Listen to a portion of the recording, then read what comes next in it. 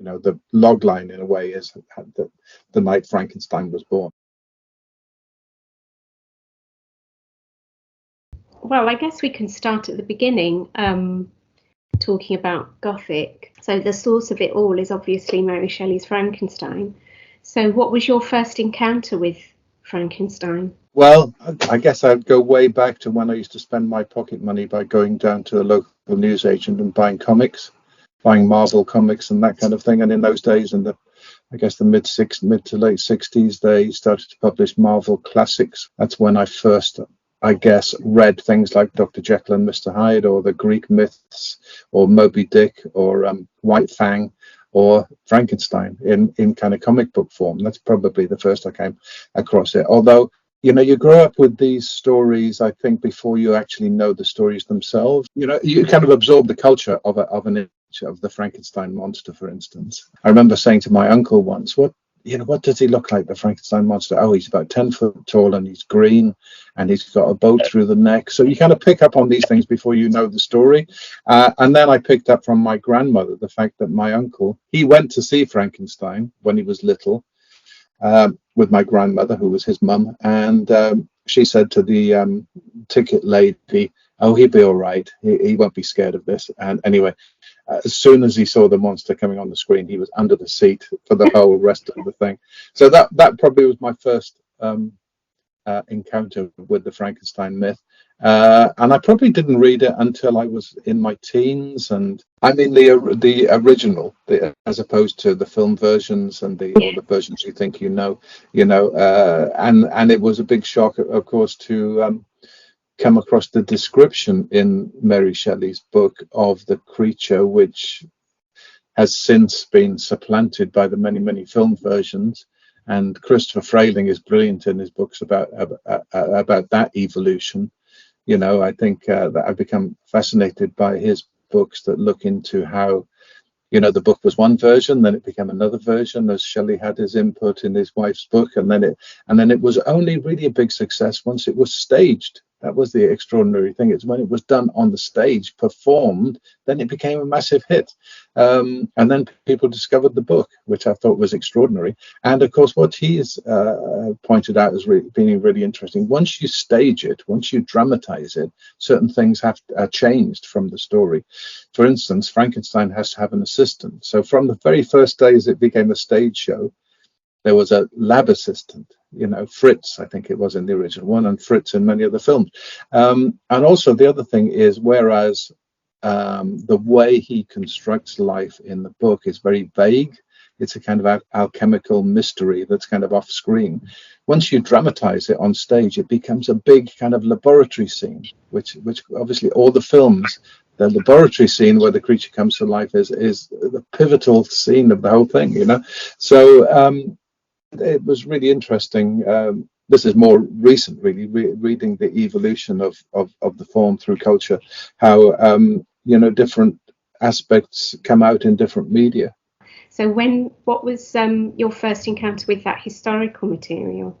Well, I think again, I probably picked it up in little dribs and drabs. Obviously, seeing Bride of Frankenstein, there's the little vignette at the beginning with Lord Byron and Mary Shelley very demurely discussing what they're going to write, and to modernize it's very kind of weird and kind of cliche in a way. Once James Whale had a very acerbic and kind of camp sense of humor, it starts to make a bit more sense. But anyway, really the inspiration for me was reading David Perry's book, A Heritage of Horror, which I read, I think I'm not sure exactly when it came out, but according to my kind of history of writing Gothic, it might have been the mid-70s.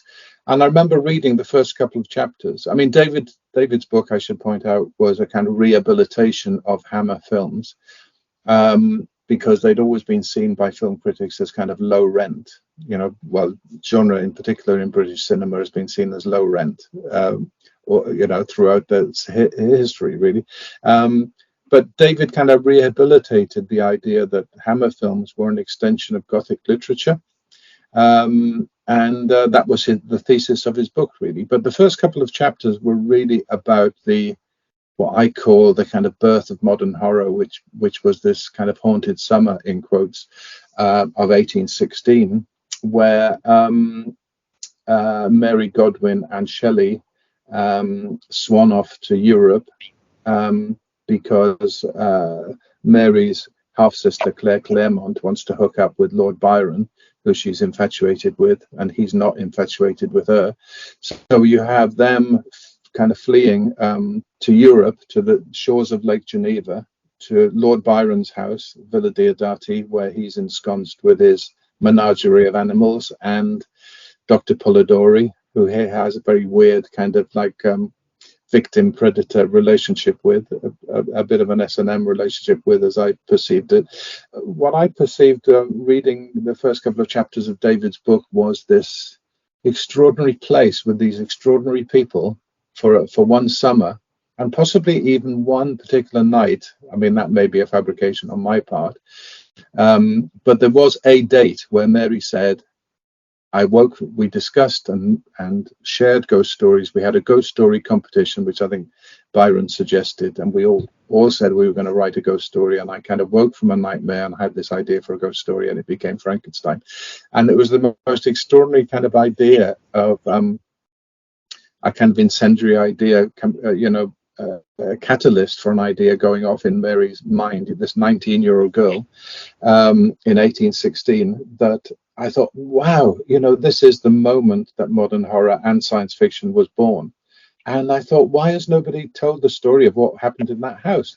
At that stage, I didn't know that other people had actually written screenplays around the same time as me. So it was weirdly kind of swimming around at the same time. A couple of other people had the notion that there was something in this. And I thought, well, if no one's going to write it, I thought it was not only was it something that I found interesting, but the other side of my mind was, this is a low budget British film with British characters in it that you can actually, it was kind of doable, as they say. It was all set in one house. The whole thing happens in one house, and it was a dramatic piece. That's how I saw it really from the outset. I was wondering, after David Pirrie's book, did you then go and explore other sources? That was the starting point for, I read what biographies I could get a hold of and diaries and that kind of thing. To be honest, I could, we're talking about over 30 years ago. I couldn't give you a list now of the exact ones, but I remember reading The Romantic Agony, which was about Gothic literature. And then it became clear to me that what I was talking about doing, or I had a kind of feeling my way to doing, was casting these real people as Gothic archetypes. That seemed to fit what I was doing, because I think what I was aiming for really is, if this is the birth of horror, then the thing itself had to be a horror story, if you see what I mean. So even though it's a real story and it really happened, but it has to have the form of a horror story. And if it's the form of a Gothic horror story, then it has to have the Gothic characters. And I thought, well, they're handing me the Gothic characters in a way. There's the sinister nobleman with the secret. There's the kind of mad scientist. There's the kind of crazy woman, and then there's the kind of virgin, if you like. I know, not a virgin, but the kind of virgin character who goes to the big house and is, predated upon by the nobleman. The fatal woman, that was the phrase that Mario Puraz uses in The Romantic Agony. So the fatal woman would be Claire, and so on and so forth. So I was using that as a filter to kind of hone in on the roles as I was kind of inventing them. The difficulty after a while, of course, is, you say, I use certain lines. You remember the line about where Lord Byron says, she's come a certain number of 1,000 miles to unphilosophize me, or he says, the Swiss are the the most beautiful country in the world, but they're terrible. Kind of better words than that, obviously, because he's Lord Byron. But so I loved using those words to give a context to the kind of people they were. And of course, the thing that stands out that people always, it's a kind of WTF moment for people that don't know, but they always talk about the breasts with eyes. Where the hell did you get the idea of the breasts with eyes? And I said, well, because that's exactly what Shelley said happened, that he hallucinated breasts with eyes. So that's going to go in the film. And, so people think are the most outrageous kind of Ken Russell kind of excesses are actually things that were there and reported, you know. Yeah, thinking about Ken Russell and moving on to the production, and I'd like to ask a couple of questions about your experience of the production of the film. First of all, just how involved were you at a writing level and then during the shoot? My agent and I sold the script. It was a spec script that I wrote completely kind of uninvolved with other people, but she managed to sell it to Virgin Films, Richard Branson's new setup, and the head of production, Al Clark, met up with me and another co-producer, Robert Fox, and we had chats about revisions to the script. And then once I'd done those, it was like, okay, we'll get back to you when we've got a director. And it was, I think, almost literally 2 years when I thought every day, I thought, am I going to get the phone call saying they found a director? Nowadays, I'm so kind of jaundiced that I think, you know what, I'm never going to hear from them again. But in those days, I thought, well, they're going to phone me one day. But anyway, one day they did phone me. I was working in advertising at that point, and I was sitting at my desk opposite my art director. We would sit opposite each other, and I got a phone call from Al Clark, and this was about 1984-5, I think. And Al Clark said, we found a director, it's Ken Russell. So it was a bit of a shock for me to hear the words Ken Russell. And I ended the phone call, and I said to my art director, if you'd written a script, who would you least want to direct it? And he said, Michael Winner. And I said, second guess, and he said Ken Russell. So that's, I only tell that story, A, because it's funny, and B, because it shows that at that time, you know, Ken had gone off to America. He did Altered States, which is very well regarded now, but he'd also done Crimes of Passion, which isn't so well regarded. I thought I didn't know how to feel about this. In one respect, I didn't know what Ken's reputation was now. I didn't know how I'd be able to work with him if he was a crazy man. And I was supremely kind of in awe and excited because The Devils is my favorite film of all time. And I thought, oh my God, it's kind of like, how often would someone not only get to write a film that goes into production, but be directed by the person who's directed one of your favorite films of all time? That's happened to me twice, once with William Friedkin, who did The Exorcist as well. So I've had that moment twice, which has been weird in both cases. But I didn't really know how to, you know, you have to just bite the bullet and get on with it. And Ken was always, I mean, to his credit, he was always wonderfully positive and quite a teddy bear, really. I mean, people always expect me to have horrendous stories that he was a enfant terrible or a bête noire or some other French phrase. But in fact, he was just wanted to get the film done because he's at home when the camera's running. And that's where he does his writing and his rewriting and his thinking, is when he's looking through the camera, you know, and I think you get that from his films, really. But the great thing from a script writer's point of view was that he wanted to make it. He read it, he liked it, he wanted to make it. And this, I probably found out in, say, September, and he said, right, we should make it in May next year. And they were all right. Oh, okay. Nowadays, you'd have at least 18 months kind of script development, which would drive you crazy. But because they had the director and he said, no, I want to do it, and we'll do it then, it kind of cut to the chase in a wonderful way. So we did do more work on the script, and I kind of, funnily enough, the next draft of the script I kind of over Ken Russelled it. And he said, no, take all that stuff out. That's too much like I've done already. So I kind of cut all the bits that I thought he'd like, and it kind of went back to as it was. But his input in the script, maybe I'm going off the point slightly here, was his main edit on the script was I had a kind of bookends to the story. At the beginning, I had Mary Shelley on her deathbed, fading away and recalling the story of what happened at Villa Diodati. So, and then going back to her at the end, when the creature that she's created actually visits her in the moments of death.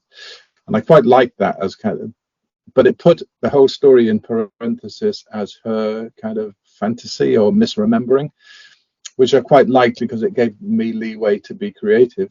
And basically, I think that Ken thought, well, we don't need that because this is not her fantasy. This is Ken Russell's fantasy, you know. So he didn't feel it was necessary to do that. It's a shame because I think it would have been lovely to, with Natasha Richardson in it, it would have been lovely to have Vanessa playing her mum playing an old version, you know, especially as Vanessa obviously had connections with Ken and everything like that. So that would have been lovely. But anyway, he didn't want to do that. But that was the main thrust of what he wanted to change. And he wanted something at the beginning to show, oh, these poets had fans just like rock stars. And I thought, oh, do we really need to show them as rock stars? Haven't you done that before? But he wanted to show them as rock stars, you know. So we put a little bit of that in. That was about all, really. But I did visit the set and was very welcome and everything. And you know, it was a very formative moment for me, going to the set for the first time and seeing all these actors, these wonderful actors that I kind of knew by reputation and I kind of had met in a read through, but didn't know well. And they're all sitting there in costume around a big long table for the dining room scene. And there's like 100 people in the set, and you're looking at this thing. And I literally thought the last time I saw this, it was inside my head, you know. So that's a very peculiar and gratifying feeling. In fact, I think writers that work for the screen are kind of the reason we put up with such bull and hard work and craziness is for little moments like that where you actually see something externalized. And in a weird way, that's what the film is about, seeing the effect of what's inside their heads made manifest. And I think the only critic in a way that really got off on that idea of all people was Harlan Ellison, the science fiction writer, who was effusive in his affection for the film, and you know, said that it embodies the kind of the burning crucible of creativity. So it sounds like you were happy with the casting, or just maybe the experience of seeing those actors embodying the roles was just quite overwhelming. But I do wonder how far did that casting sort of chime with your idea of the original characters? Yeah, a lot of names come up when you're in the room and you're thinking about casting. One thing that Virgin Films said is we don't really know who should play Lord Byron, but not Rupert Everett. So I didn't delve into that, but I knew they'd just made Another Country, so we veered off that. I had in my mind the idea that Shelley and Mary could be Emma Thompson and Kenneth Branagh. I don't know why I thought that, but I mean, it's probably kind of silly to think now, but you have to think back to like 1984 to think that might work. And funnily enough, obviously later on, Kenneth Branagh did his Frankenstein, in which he played Frankenstein, even though in that film he looked a bit more like Noel Edmonds at that time. But the other thing, they did offer it to Daniel Day-Lewis, Lord Byron, and he turned it down. Not only did he turn it down, but he actually wanted us to know that he hated it. And he'd only, well, I say only, but he'd only done My Beautiful Laundrette. It wasn't like he was, you know, anyway, that's entirely his. But I just thought it was pompous, him saying, you know, I want these people to know how much I hate it. I thought, well, fair enough. Ken was very keen. Actually, Polidori was a very good-looking young man, very Italianate, good-looking man. But they did, you know, with all due respect to Tim Spall, he wasn't cast as a kind of heartthrob. He was cast, Ken said, he was cast as a grotesque, really. Ken was worried that the other actors were too beautiful, and he wanted someone a little more over the top in the mix.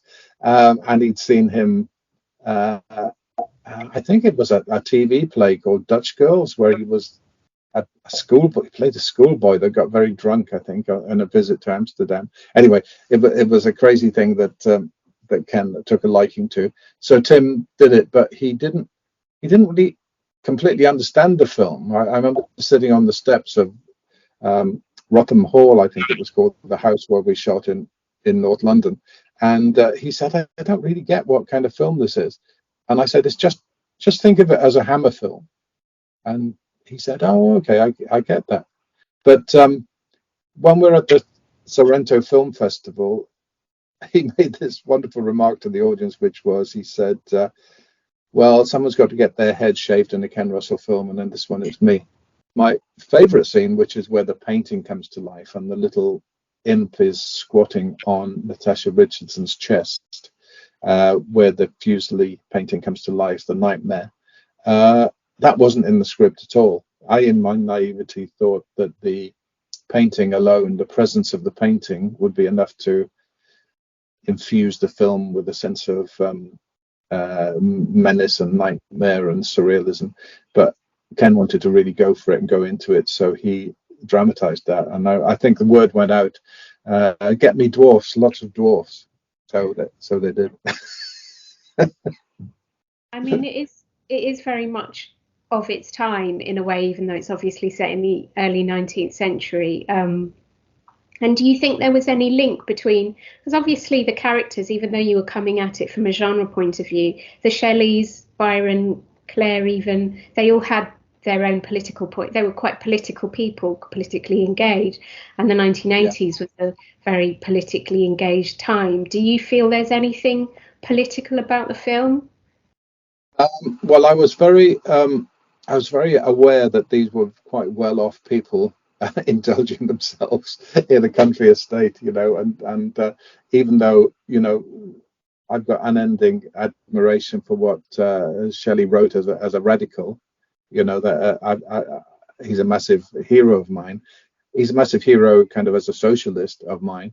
But also, I remember reading in the diary where he says, "Oh, we're really down on our apples at the moment. We're down to our last 3 servants."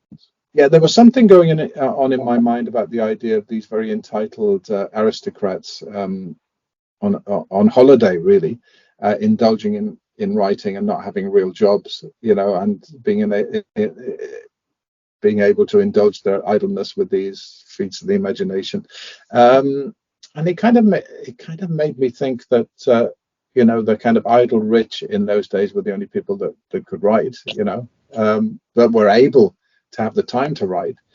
And it's rather sad that we're going back to that kind of time, really, where people are not given a proper professional wage for writing, and it's almost like I could see in the next few years, tragically, writing could be something that can only be done by people independently wealthy, who the people that get in the film industry are people that can afford to live in London because they got rich parents, for instance. It's horrible to think that we're going back to circumstances that enabled writing in the early 19th century, and we haven't really evolved a professional career path, which is, of course, why the WGA, the Writers Guild of America, is on strike at the moment, because it's just unfair. It's an unfair kind of playing field, and the writing as a profession is kind of threatened. I remember someone once saying that ghost stories, let's say this is a ghost story, are either Freudian or Marxist. But there's the role of the masters and servants is quite interesting. There are a couple of scenes where the servants kind of look at the ceiling and kind of roll their eyes about what the aristocrats are up to, kind of thing. And this isn't, this is only very shortly after Waterloo, which is only not that long after the French Revolution, So it's I think maybe there's a kind of subtext in it about what aristocrats get up to, and also what does the idle mind get up to that it shouldn't do, And I think there's an aspect of that which is related to that famous image of Goya, which is the man crouched on his desk with the big owl over it, the sleep of reason begets monsters, I think it's called. These things were much closer to the front of my brain than they are at the moment, but that was one of the images that was kind of like almost on my desk about this film, because it is about the sleep of reason when you let the unconscious come up. So it's definitely Freudian, but I think there is a Marxist edge to that story, which is about servants and masters, rather than a political discourse or a political polemic. It's just it's just there in the tone of the piece, I think, if anything. I'm wondering if your feelings have changed about the film over the years, if you've watched it at any point over the years, and whether your view of it has changed in any way, and if so, how? Yes, I think it was. Bear in mind, it was my first film that was made. I didn't really know what to expect of the process, and I didn't really know what to expect of the process of it being released and shown to the public. And that combined with a kind of, not my ambivalence about Ken Russell, but the world's ambivalence about Ken Russell. I part of me thought, oh, this is going to get slated because first of all, because it's a Ken Russell film and people get their knives out. Or, being optimistic, is this the film where Ken Russell comes back from America and makes a film, that reestablishes the British tradition of cinema fantastique, which is well known in France, where we start to reawaken the idea of imaginative cinema in England alongside Hellraiser and Company of Wolves, which were happening at the same time. Is this film going to be part of that movement to inject a bit of surreal madness into British cinema? So I kind of had wish fulfillment and fear at the same time. I didn't know which way it was going to go, and I think I was basically met with kind of bemusement, and critics had difficulty liking it because I think they didn't really understand that it was a horror film. They thought and were expecting more of a Merchant Ivory film about the Romantic poets. So when it is over the top, they think, oh, this is Ken Russell going over the top again, because they didn't use the right reference point, in my thinking. But of course, that's not their fault. It's just a preconception that they went with, really. And as a result, I didn't really know what to make of it. I mean, you often don't, because if you hand over a film to a director and the director makes the director's film, so your own authorship of it becomes fluid, or sometimes kind of questionable, So I had difficulty kind of living with what I thought of it for a long time. I mean, I thought I liked a lot of aspects of it, and I tried to stop myself being critical of the things I didn't like, because it just, someone advised me, it never does any good to go over a film and self-punish yourself over what was right and what was wrong. Just move on to the next thing. And that was very good advice. But I found after a while, and I'm talking about after 10-20 years, that I could kind of forget everything that went with my expectation of it and just watch it as a film. And I really enjoyed it. I enjoyed the kind of over the topness of it, and the madness of it, and the kind of trippiness of it. And I thought, for the first time, when I saw it at that particular screening, I thought how kind of flat and moribund it might have been and forgettable had any other director done it, And for all the eyebrow raising or head scratching that Ken Russell brings to a project, he made something with, I think, an incredible amount of energy and skill and exuberance, which is part of the furrow that he'd ploughed and the kind of style that he'd established. But like I say, I ended up being very proud and at peace in a way, after being kind of confused. What did I make of that? You never know what to make of your own work. But I thought, no, I'm at peace with that. It is what it is. Some people will like it, some people won't, and it's kind of one of those things that okay, not everyone will like it, and a lot of people won't like it, but there'll be someone out there will think it's their favorite film. And that's the way to look at it, is that someone out there is thinking that is my number one film, and that's okay.